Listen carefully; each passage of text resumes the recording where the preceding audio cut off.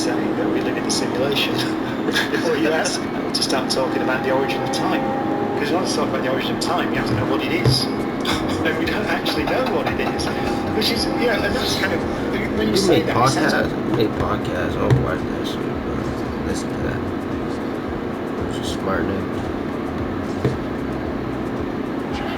Exactly. What how?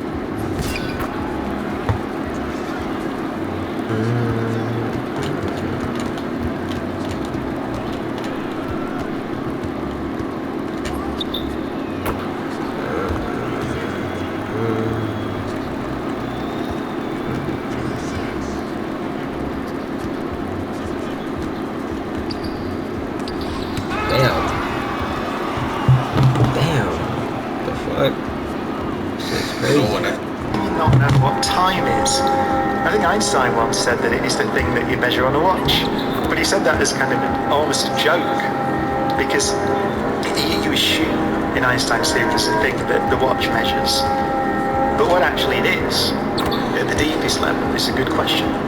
So, but it's funny, it's interesting, the study of black holes is forcing us towards these theories.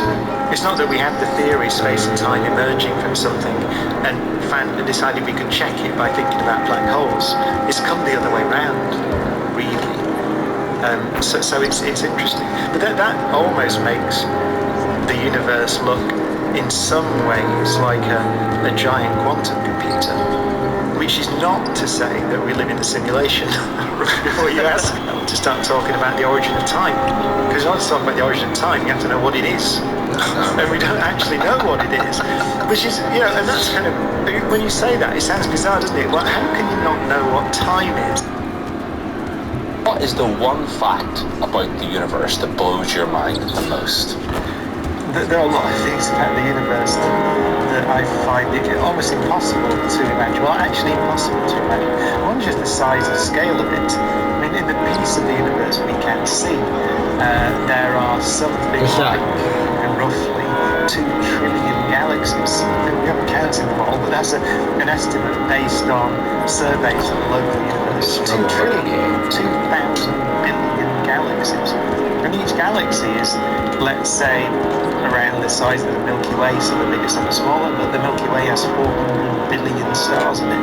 It takes light over 100,000 years to cross a galaxy, and there are 2 trillion of them in a piece of the universe we can see, and we're very sure that piece that we can see is a small bit of what may be an infinite universe beyond. We don't know, actually. It is impossible to visualize the scale of the universe. What is the one fact about the universe that blows your mind the most? Boy, can't keep up with me, bro. That I find it almost impossible to imagine. Well, actually impossible to imagine. Not just the size and scale of it. I mean, in the piece of the universe we can see.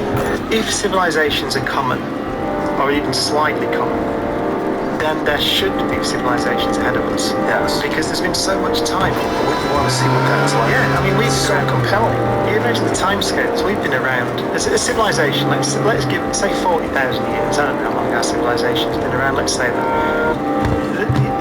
I got no Zen, bro. On God, I don't. Just straight. On my whole soul, on everything I love, I don't game.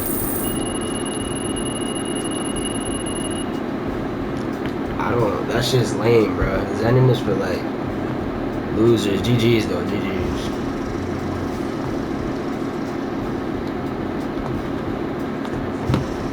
Galaxy is pretty much as old as the universe. It's 13 billion years worth of time.